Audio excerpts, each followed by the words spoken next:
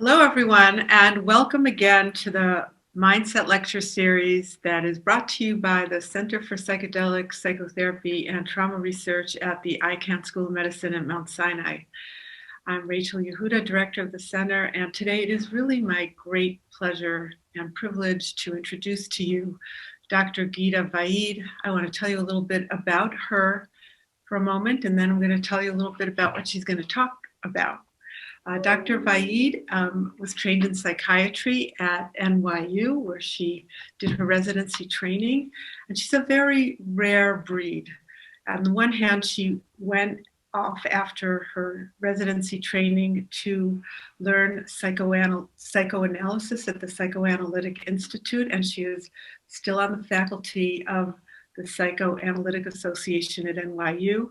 And she also did a biologic fellowship in psychopharmacology. So she has both of these things that are very powerful.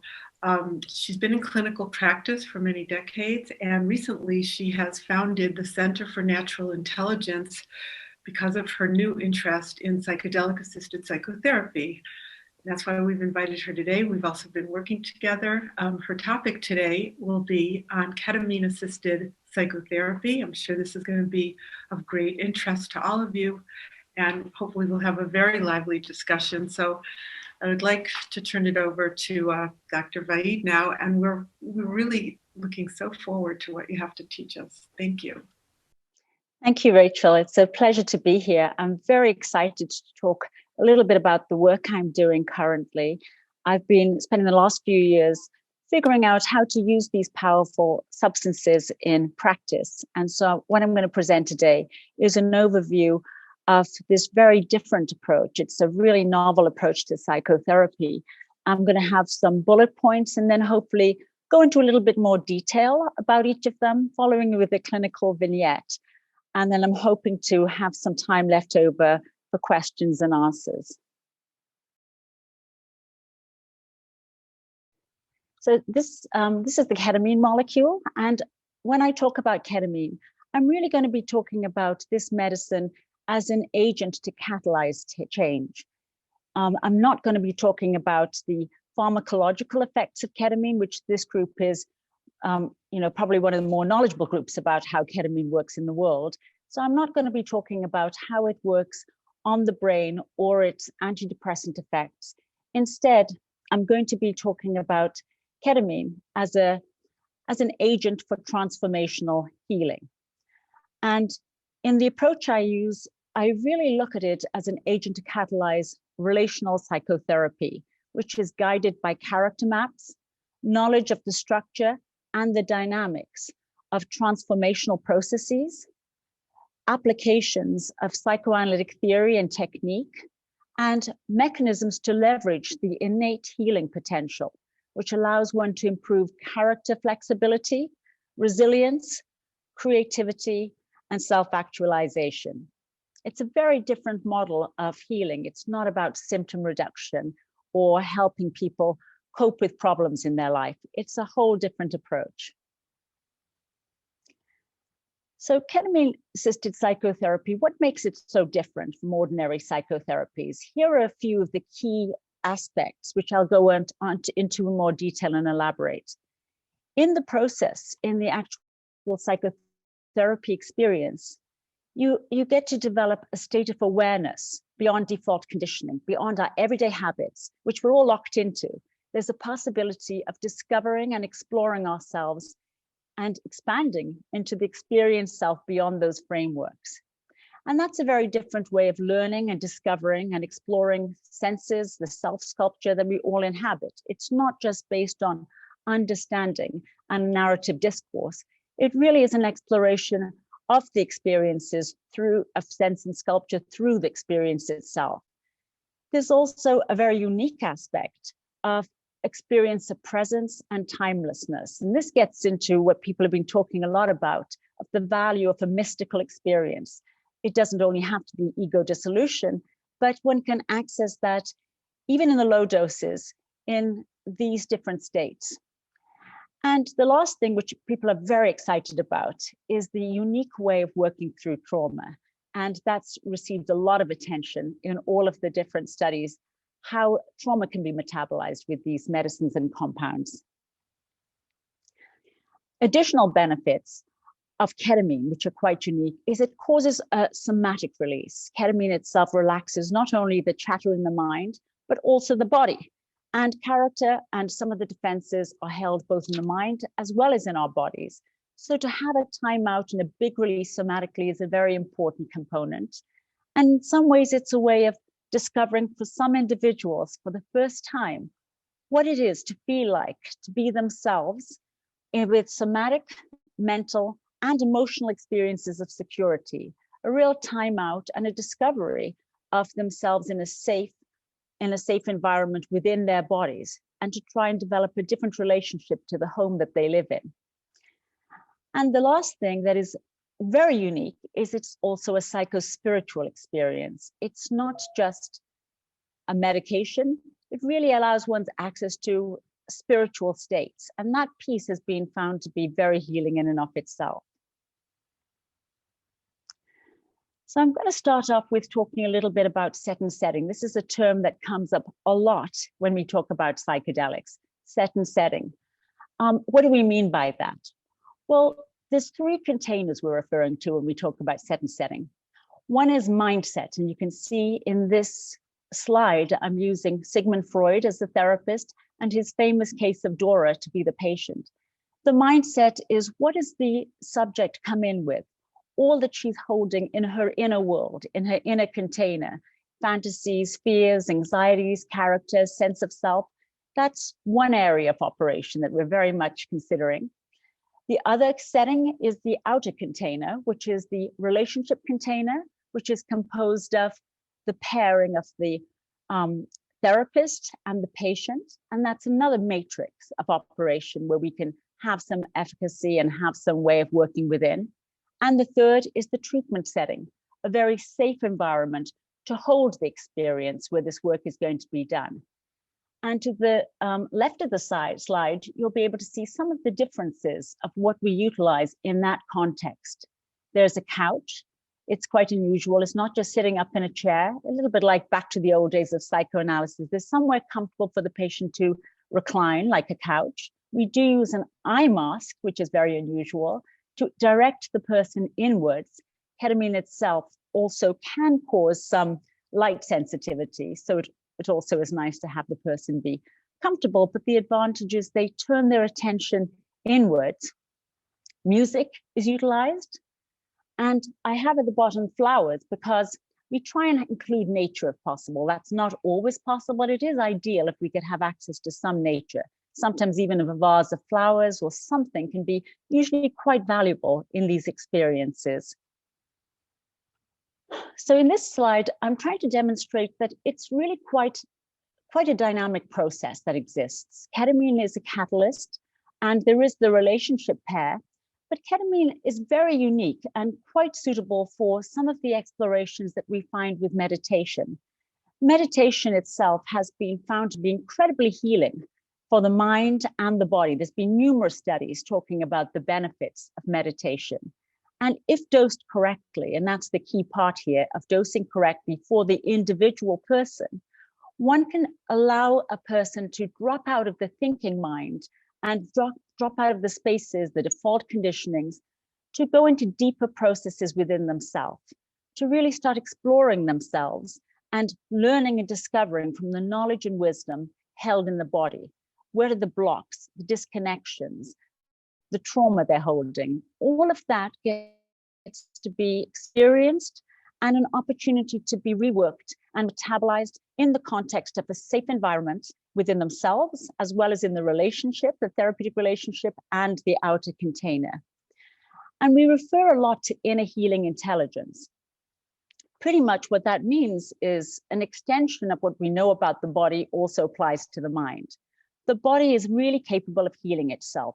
Most of medicine is addressed at removing obstacles for healing and creating ideal environments for healing processes to occur.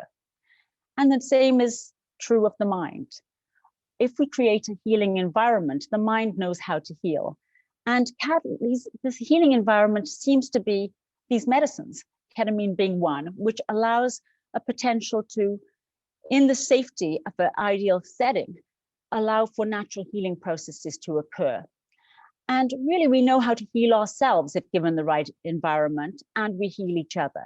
And I think that in some ways is kind of obvious, because we are very good at creating homeostasis and regulating ourselves, but also that's all born out of a co-regulation system with early caregivers. So those are the two different pieces we try and leverage in ketamine-assisted psychotherapy. So psychedelic psychotherapy entails 4 key pieces: the metabolism of trauma, repair of early attachment wounds, knowledge through experience, and the cultivation of witness awareness. I highlight these 3 different aspects because those are not necessarily things you think about right off the bat when you're thinking about psychotherapy, largely because attachment wounds and some of these experiences have historically been thought to be out of the range of psychotherapy. Early foundational deficits of character, these are things we couldn't really address even with deep psychotherapy. Even in analysis, one can't really get to what we call pre-Oedipal, very early wounds, which actually set the stage for later wounds. It's really the earlier experiences that guide and really the lenses through which later experience is going to be drawn into and experienced. So you have a chance to, for the first time, repair these early wounds and have foundational kind of repair, which allows for a different kind of opening. And just to elaborate, what are attachment wounds?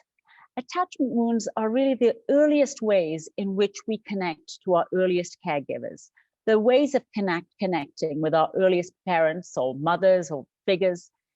That sets the maps for later attachments. So that kind of style is going to impact how we are in relationship in later life. And so that's a very important piece of how we attach to others and actually how we attach to ourselves in terms of secure attachments, insecure attachments, avoidant attachments, different ways we've coped with those early connections. So I'm going to go into a little bit of what do I mean by self or self-sculpture, because in a certain sense, this is what we're trying to adjust. How we feel about ourselves, how that sense of I and our problems we get into play out. So the self is composed of these different components: a sense of I, or ego. We talk a lot about ego, which comes from a lot of early identifications and early maternal caregiving functions, being seen and mirrored through the eyes of another. And these early processes of being cared for form some of the kernels of a character identity. It's also buttressed by the environment, safety, and what's being in the surround. These all kind of get absorbed into a core piece. And then character are the ways in which we have managed to adapt and cope and protect ourselves in our early environments. And we all have habits and ways that make sense about our early environments. All our gifts are used to really protect ourselves.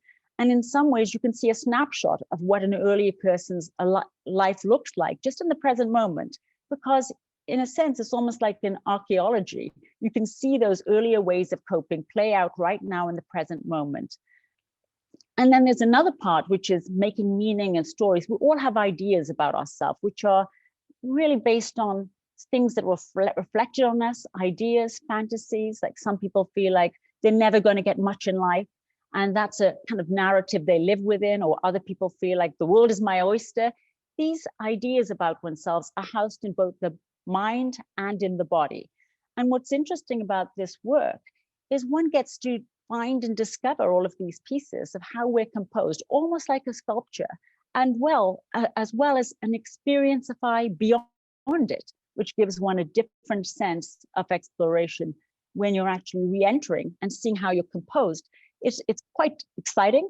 It's quite a novel way of discovering oneself, but more importantly, it's liberating, because then you can see, well, if this is how I'm composed based on my history, it's kind of an opportunity to think about, could one have agency in upgrading some of these features?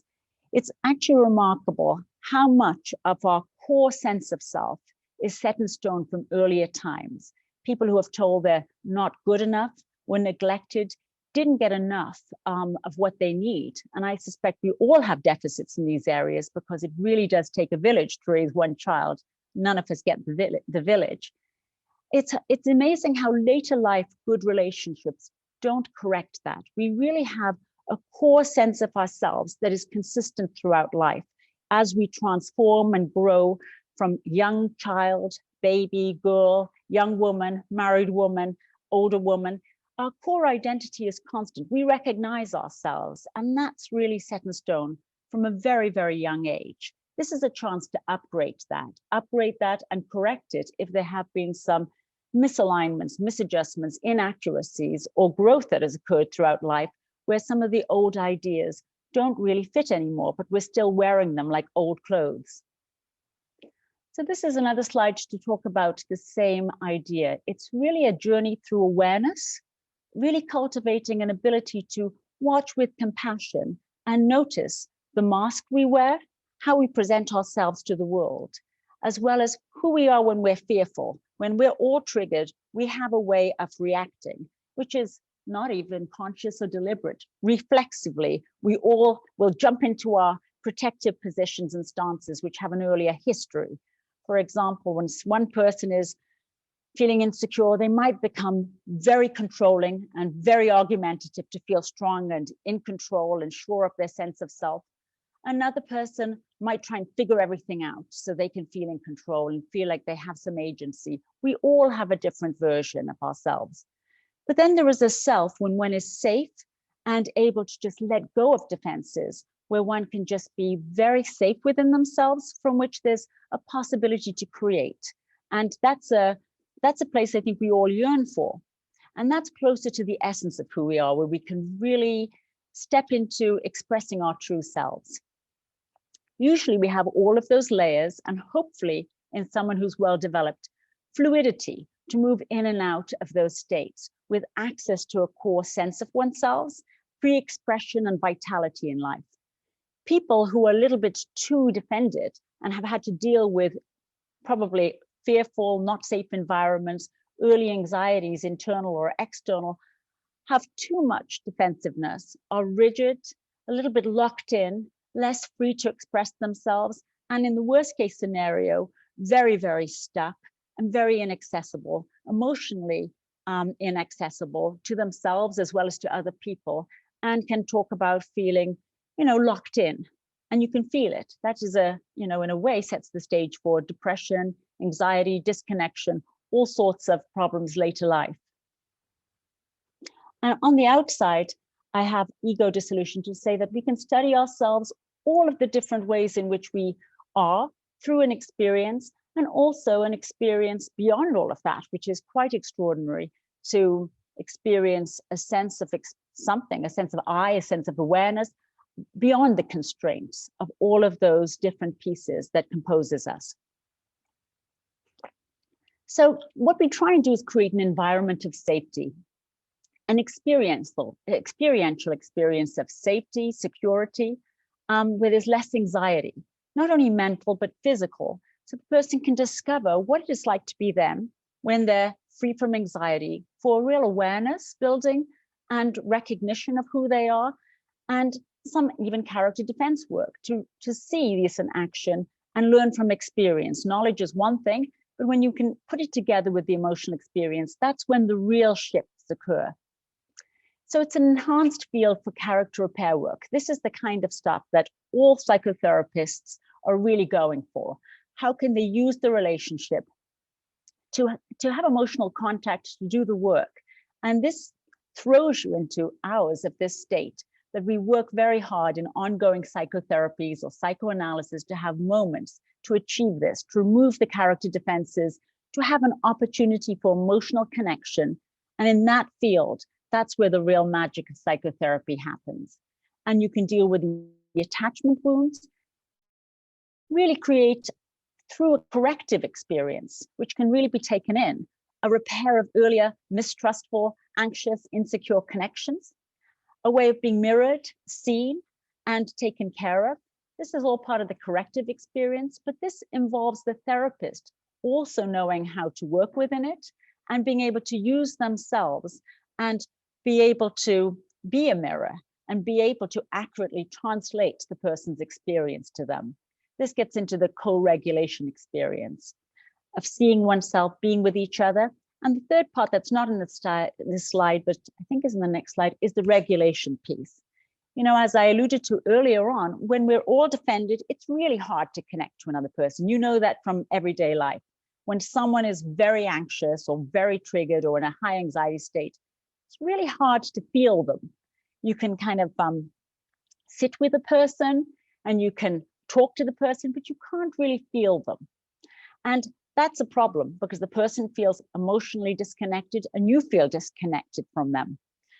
In this field, when a person is very secure and safe, the defenses fall away, the person is very open, they have contact with themselves, and in that space, the therapist themselves, their defensive system goes down too. It's just reflexive. It's very much like picking up a baby. If you pick up a baby or I pick up a baby, I don't have to try and let down my guard. It just happens automatically. It's almost like your body knows how to respond, that you're safe, they're safe, and you just are open. So that's what happened. That's a unique field that happens in these sessions. There's a really open space in terms of defensive structure between the patient and the therapist. So you can feel each other very easily. And so in that space, it's almost akin to the early caregiving state with a mother and child, where you can regulate each other. The therapist can sit there and feel what the patient is feeling. It's a very important piece that comes up in psychedelic psychotherapy, to not be alone in experience, because they can share the experience through conversation, but also through feeling, and in a way, regulate each other.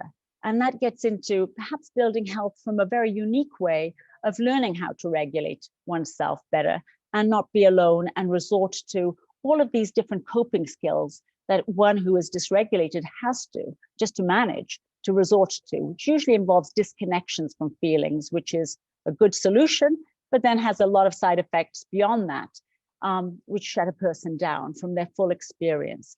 So in this slide, I'm really trying to capture this dynamic exchange of the systems at play that can be leveraged in this work. And these are the quieter aspects, because they're not as dramatic as the experience. They're not as colorful. They're almost like the invisible space between the therapist and the patient. But in some ways, I think they're just as important, perhaps even more primary, because these are the kind of pieces that get people into trouble and set them up later on for mental health issues. So I want to talk a little bit about mystical experiences that are a big piece of what comes up a lot in psychedelic experience that doesn't come up in any other psychotherapies. Witness awareness, presence, and mystical experience. Well, one piece is that one gets a chance to really have a platform with some work. Meditation helps as a facilitator, but to try and develop an attitude of being really curious about oneself, a mindful attitude to explore themselves. That's witness awareness. It's a very important capacity to cultivate, so that one can, in a way, separate from the chatter of their minds, can separate from the feeling states that they're residing within, can separate from somatic experience, and start cultivating an ability to distinguish themselves so they're not so reactive. And medicines can really help support that, which is associated with health. And in the experience, one steps into a place of timelessness. It's quite amazing. People are very confused about the experience of time in all of these medicines, particularly ketamine, because it's short acting. But even though it's short acting, people say, wow, I can't believe if it's a minute or an hour. So it's a strange mixture of being dilated and contracted, because the person is very much in the present moment. And that means they're free from the constraints of all of these organizing filters, and they really feel in unity with the surround. And they don't feel confined by the self, all of these noises, the thoughts, the chatter, the feelings, the somatic disturbances. There's a sense of an I, which really connects with everything. And that is, in and of itself, quite a beautiful, spiritual, that's what I'm going to call spiritual. As some people can say it's mystical. It doesn't have to be, out of your being, in unity with everyone else. This is almost like a subtler version, but just as powerful version within the self. But if you go higher with the medicines. You can go all the way to a feeling of complete ego dissolution, which is a more dramatic mystical experience of oneness, or an experience beyond the constraints of self, in a realm of experience beyond all of these modalities.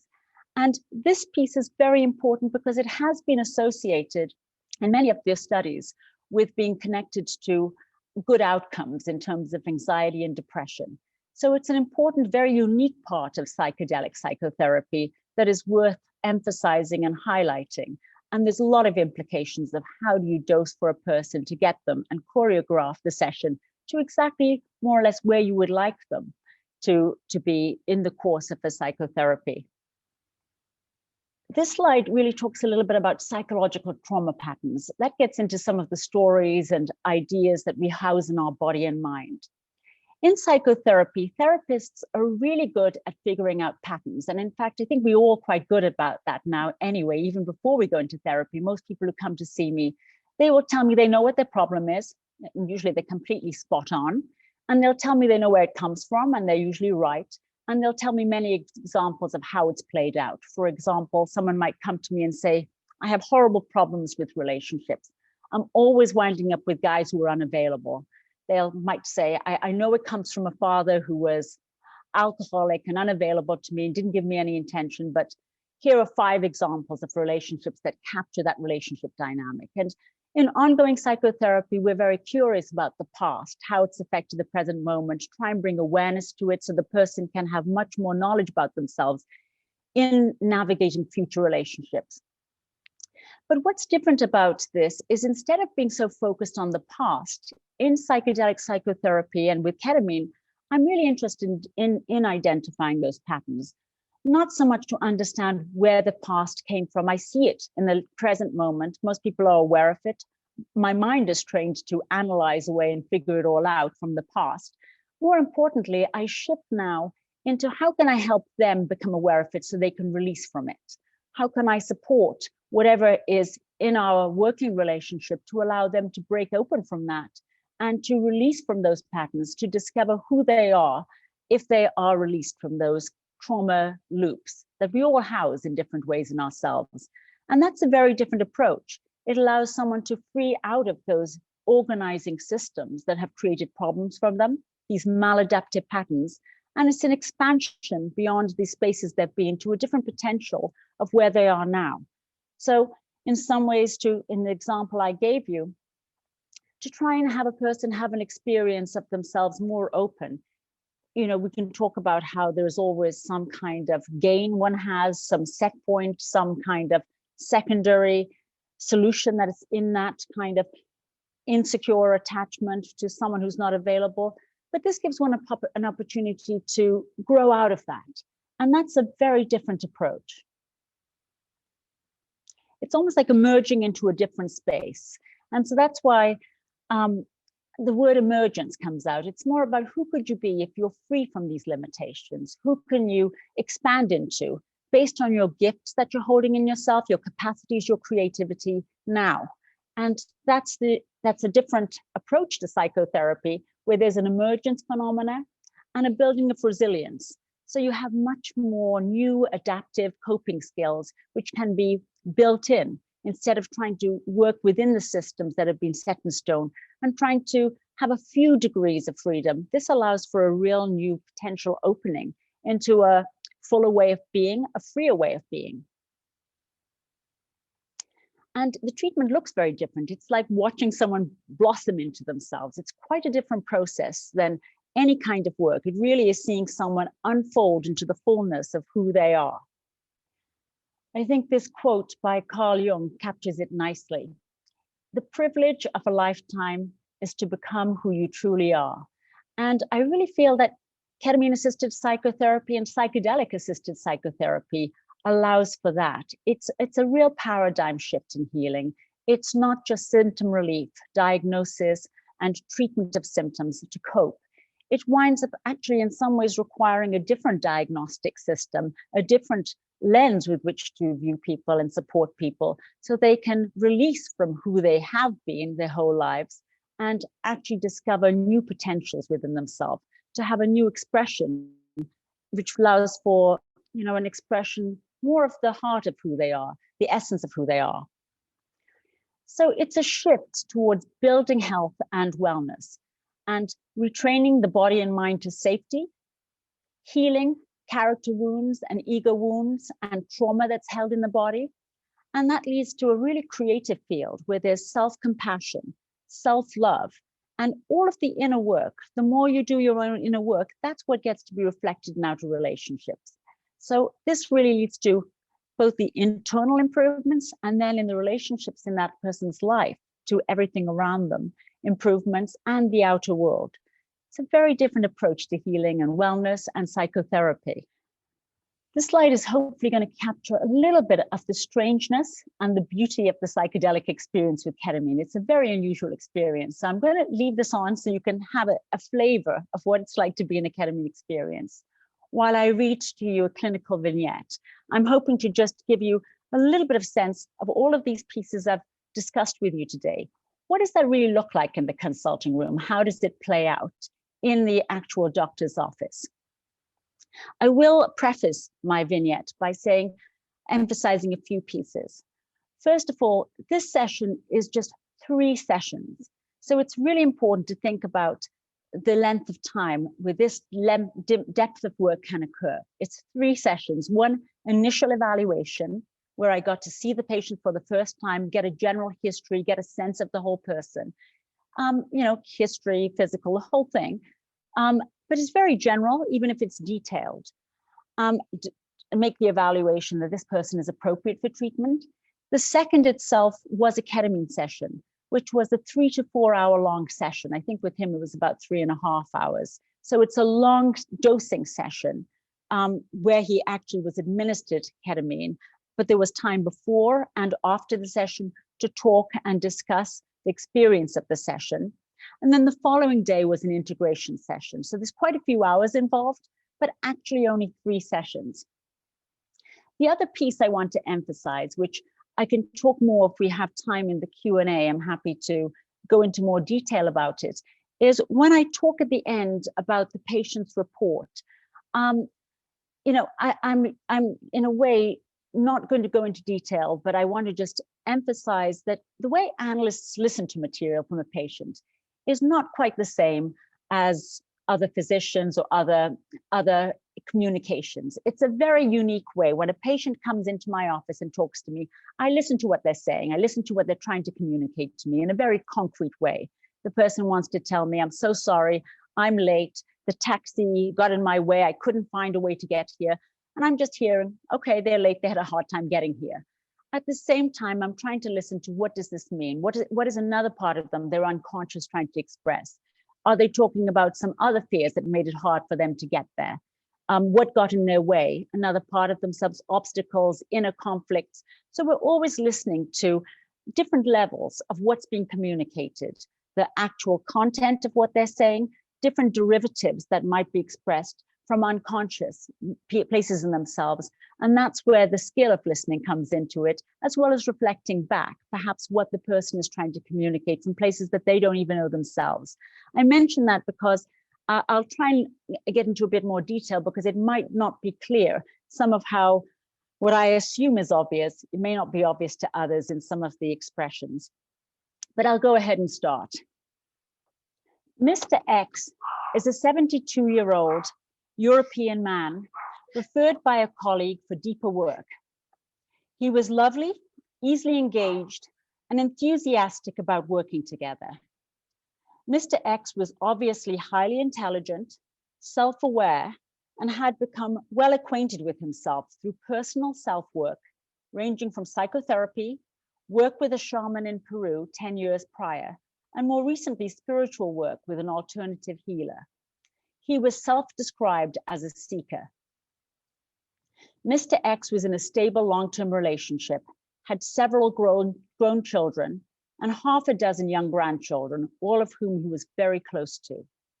He loved his work and had achieved considerable success, but in spite of his good fortunes and privilege, held an air of sadness and pain about him. He expressed regret and confusion about his divorce from the mother of his children, and wanted to understand and be released from his self-blame and not recognizing her destructive character. So this was really the presenting problem with him. He was in pain, he didn't understand, there was a mishmash of confusion, and it was very much focused on his, his relationship with the former wife who he didn't understand how could she have been this horrible person. That's what he presented with, that's what he wanted to work on. That's what he himself identified was the cause of his pain in present life. So the following day, much later, we did a ketamine session. And this is the session which I used oral ketamine, 150 milligrams. It was administered in 2 doses, and they're rapidly dissolving tablets. During the session itself, he described a lot of fear and darkness. It was represented visually and experientially. But instead of being overwhelmed, he said for the first time in his life, he was just marveled at the fact that he was able to move towards it. Simultaneously, he talked about being keenly aware of my attentive presence and felt not alone in this fear, but profoundly and deeply connected to me in spirit, as he was immersed in these dark, painful feelings. He felt the connection as a celebration, a lovemaking, but on a spiritual level. He was moved to tears and filled with tremendous gratitude and love by the end of the session. We didn't talk that much during that hour. I mean, he explained a lot to me, but it was clearly a very profound experience. And I actually felt the not being alone part was the biggest piece that I could see, as well as this terrible darkness. It wasn't the lightest or brightest session, but he really felt very profound in the whole experience. The next day we met again for the integration session. The patient came to meet me. He was mildly euphoric, relaxed, very excited about his ability to tolerate pain the earlier day in the ketamine session. He was marveling at the imagery and the intimacy of the experience. So those were the things he really recognized were the highlights. He was in a very open, undefended state. He appeared relaxed and much younger than his years. He made reference to my accent and then launched into an account of his childhood years spent in London with his brother. They both loved cars, so he would seek out fancy car showrooms, looking at the beautiful Bentleys and Rolls Royces. He inquired if he had told me about his brother. He hadn't, but I encouraged him to, so he proceeded and then relayed the most gruesome details about his brother's unexpected violent suicide at the age of 19. He had hung himself, and the whole family was sent into a tailspin. He had seldom spoken to anyone about the details, and indeed his family had invented a fictional story regarding the death to save face and avoid a public scandal. He came from a very prominent European family. Mr. X then went on to describe his family, and a horrific childhood of emotional neglect and deprivation emerged. A confusing picture of tremendous wealth with profound emotional impoverishment emerged. He described his brother struggling with a medical condition that required months of extreme bed rest, but his parents leaving him with nannies to tend to practical details. Various equally chilling stories were told. It was horrific and quite painful to sit and feel the depth of the torture and neglect. Mr. X vacillated between anger, disbelief, and emerging recognition at how damaged and traumatized his parents must have been so ill-equipped to parent and care for children. Detours to their respective war-ridden, emotionally abandoned childhood experiences unfolded. But this time he told it with compassion and sadness. The final part of the session was perhaps the most surprising to me. He abruptly shifted gears. The final part of the session was perhaps the most surprising. He abruptly shifted gears to describe a project he thought I would find interesting. He proudly told me about his interest in beauty and spiritual aspects of crystals. He was so taken by them that many years ago, he had purchased mines in Colorado from which crystals developed and emerged. His story was jammed with excitement and physics, information attempting to explain the magic of crystal formation and emergence. the mystery, beauty, and creativity involved in their birth. So in brief, I just want to emphasize, I told this vignette because I think it captures some of the tenets I'm really trying to express to you today and emphasize. The repair that is possible to be held in a relationship container to metabolize dark anxieties and protection systems, to allow for negotiation and a letting go of traumatic events. The development of a compassionate, forgiving perspective, allowing for new growth and emergence possibilities. Just so you know, some of the piece about crystals and all of this excitement in him, I thought was a communication for him as he was able to metabolize the trauma of more of an expression of the profound excitement of something new occurring in him. And that was almost the metaphor with which he was able to talk and speak to that process, internal process in him. The patient did, in fact, go on to report a much lighter, unburdened, and sustained effect from the session, with a kinder attitude towards himself more than anything, happiness, and a greater intimacy with family. And I think it'll also show you a little bit about where is the therapy in all of this? It's not necessarily only in the experience, it's in the whole field and the downstream effects. Thank you for listening to me. It's exciting to share my work. I'm very excited to hear from the audience and if people have any questions or comments. Thank you so much. That was wonderful. It was so nice to hear about the patient and an overview of ketamine assisted psychotherapy. So thank you. So we're going to move into the question portion. So if people don't mind just putting their questions in the Q&A box, and then we'll invite you up to come ask. Also, just a quick announcement. Tonight at 5:30, we have our usual informal Zoom gathering. And tonight we're going to be discussing the role of students and trainees in psychedelic advocacy. So as usual, we'd love to get to know you a little bit better. Okay, so I think actually first we have Josimar to ask a question. Hi, yeah, thank you so much for being with us and for sharing your work. We really appreciate it. So my question is, how do you mitigate the expectations that patients bring into the session? I assume that now that psychedelics are gaining a lot of mainstream attention, some people come in with the expectation of having this earth-shattering mystical experience. And I'm wondering, like, what happens when that doesn't happen for a patient? Thank you.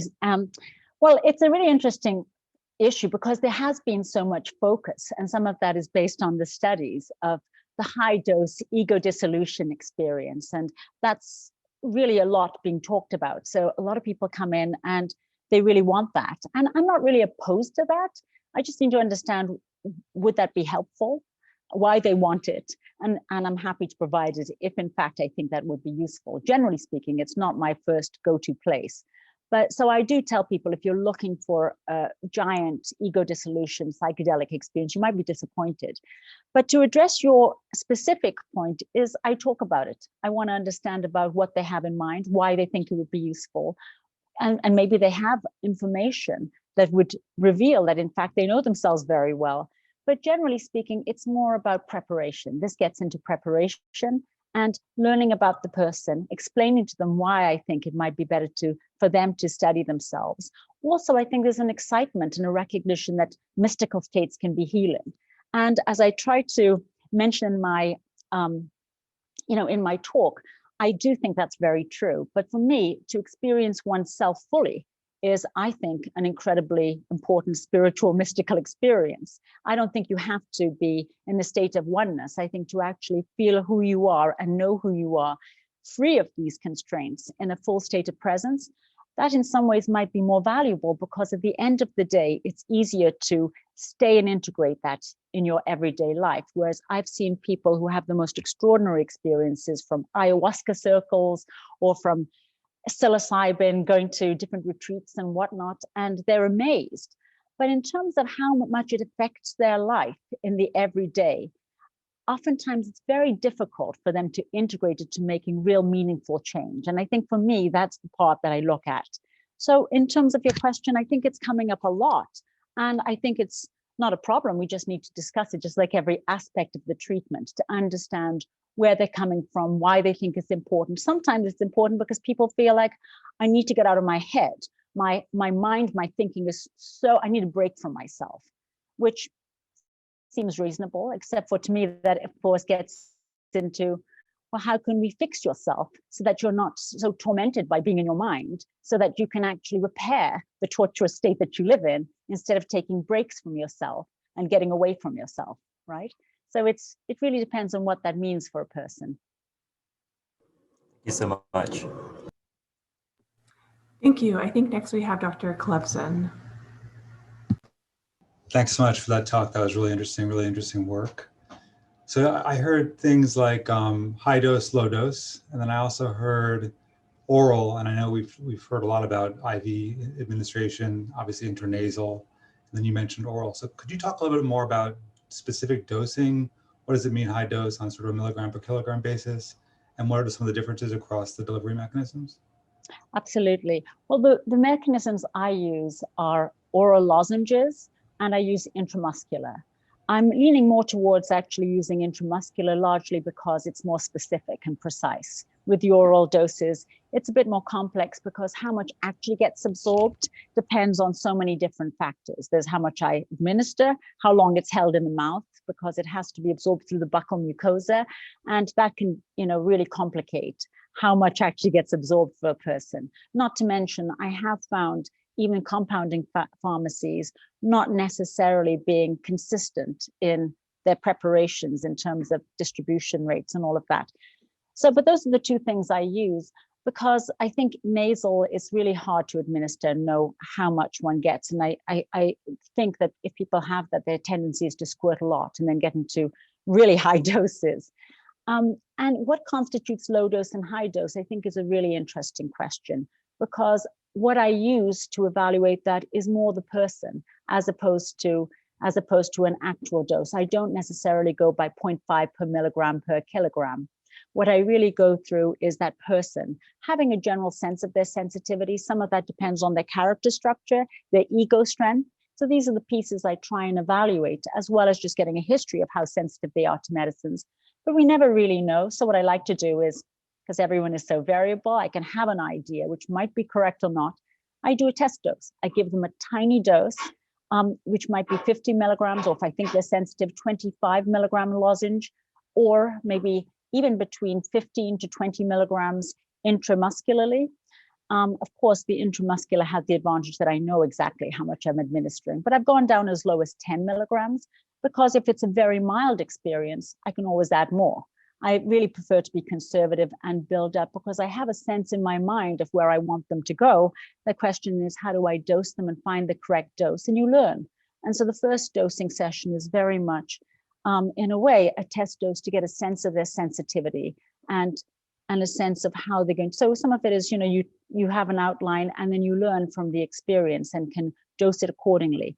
But I have a place also where I want to get a person to go to. It's more a sense of I want them to be able to connect with different layers with themselves, and that I can watch and evaluate and then be able to dose accordingly. It's a titration. So you'll do repeated dosings in the context of a single session?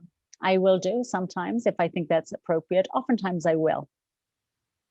It might be small doses, like I might give someone 15 milligrams or 20 milligrams, and then give them a second dose when they come back into themselves, so they can go back in or be in that state longer. And oftentimes it's interesting when you have repeated doses in these kind of hybrid kind of dosing sessions.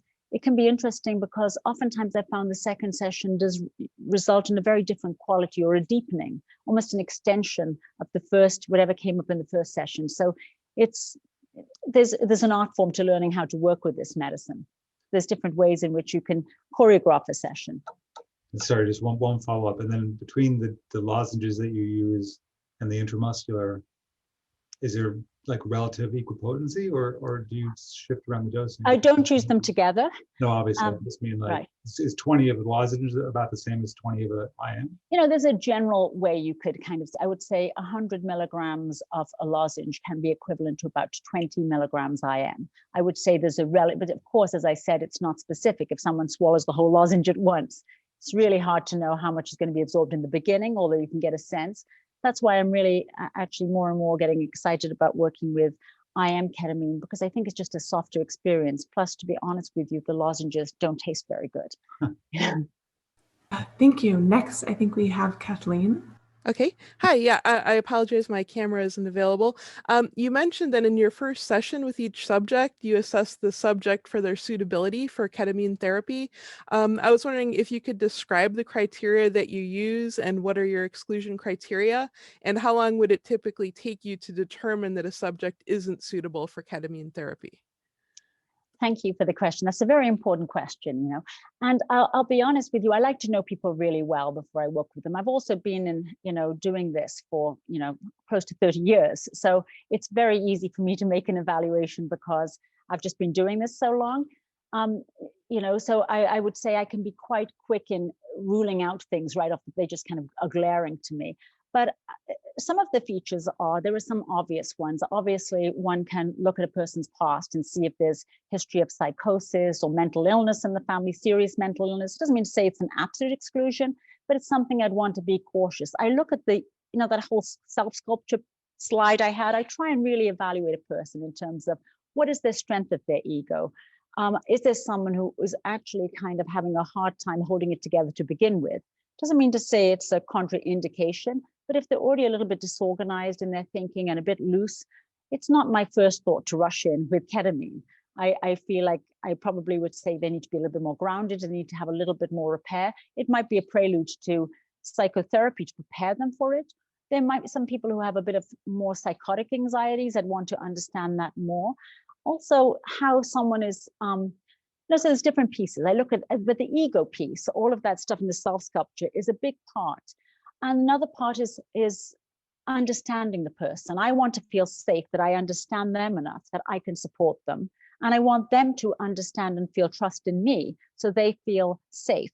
So safety is a very important piece for me. Sometimes that can happen immediately. In the case I presented, it was just one session and we jumped in. Some of that was also because this fellow was actually coming into town to work with me and was not living in New York.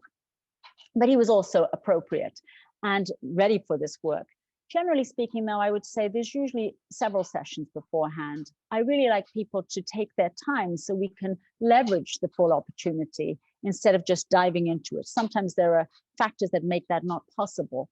But I have many different, it's more safety and also looking at a person's readiness for this kind of deep experience. But ego strengths and tendency towards psychosis or ego dissolution and ego fragmentation, that's a very important piece that I take very seriously. I don't jump into situations where there's that tendency, and also an ability to integrate the experience. I also look for substance abuse issues. I don't give people ketamine. It's really in the framework of ongoing psychotherapy.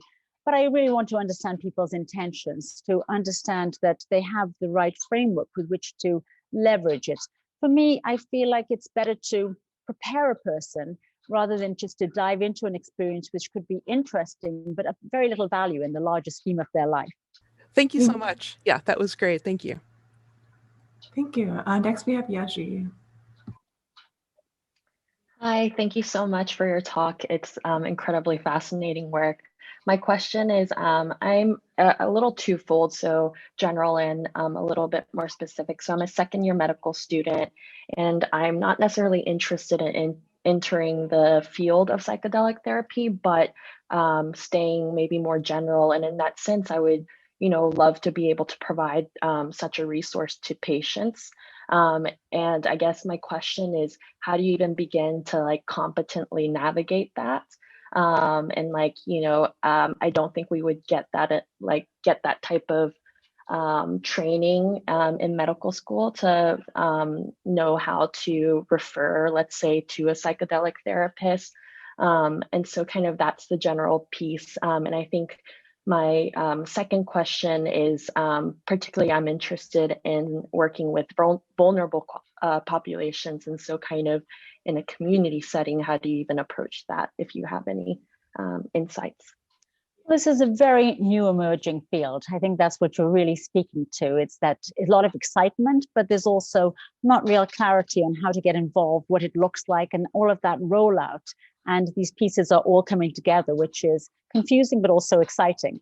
And Dr. Yehuda is playing a big role in a lot of this. She's created her center, and I think she's doing actually more than any center I've heard of, a lot of thinking about how to deliver this knowledge and create programs for medical students and fellowship so people can learn and get exposed to this kind of work and this treatment in a very rigorous way. So hopefully what you're describing as a problem will be less of a problem, and I think to avail some of the opportunities that will be available. But awareness is the other piece. There is so much excitement. And I think a lot of work is being done to try and bridge with different communities and bring awareness to these different treatment modalities. I mean, I'm talking about much more in my presentation, my focus and interest on transformational work, which is really deep healing.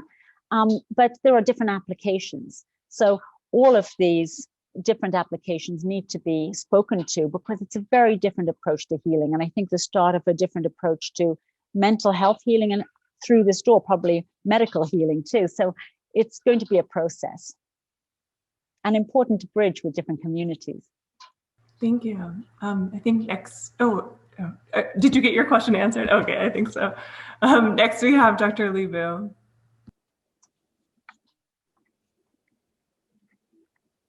Hi, doctor. Thank you for the talk. It's very, very fascinating. In psychoanalysis, the concept of termination is very important, and that's a much longer treatment. I was wondering if termination comes in at all in the relatively brief treatment that you perform with your patients.